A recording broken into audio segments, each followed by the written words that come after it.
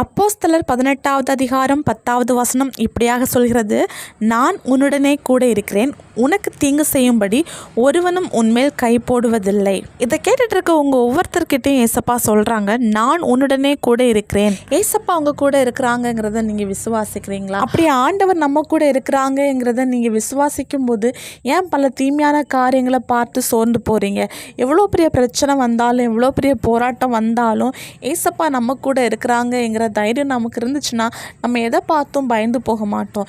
இன்றைக்கி தீங்கான காரியங்கள் நம்முடைய வாழ்க்கையில் நடக்கும்போது நம்ம அப்படியே சோர்ந்து போகிறோம். நம்ம வாழ்ந்துருக்கிறது, நம்ம சந்தோஷமாக இருக்கிறது சத்ருவானவனுக்கு பிடிக்காது. அதனால தீங்கான காரியங்களை செய்வான். இன்னும் மனுஷர்கள் மூலமாக கூட இருந்து செயல்படுவான். இன்றைக்கி நம்முடைய நிம்மதி சமாதானத்தை கெடுக்கும்படி சத்ருவானவன் எந்தெந்த கலைகளை விதைக்கிறானோ அது எல்லாமே நம்ம வாழ்க்கையில் தீங்கு தான். அது எப்படிப்பட்ட தீங்காக இருந்தாலும் அந்த தீங்கின் மத்தியில் ஆண்டவர் என் கூட இருக்கிறாருங்கிற ஒரு தைரியம், விசுவாசம் நமக்குள்ளாடி இருந்துச்சுன்னா இந்த சத்ருவானவன் நம்மளை ஜெயிக்க முடியாது.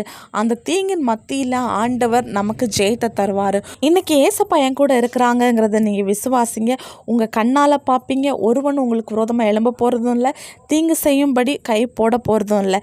விசுவாசிங்க, அற்புதங்கள் எதிர்பாருங்க. இயேசு கிறிஸ்துவின் நாமத்தில் ஆமேன்.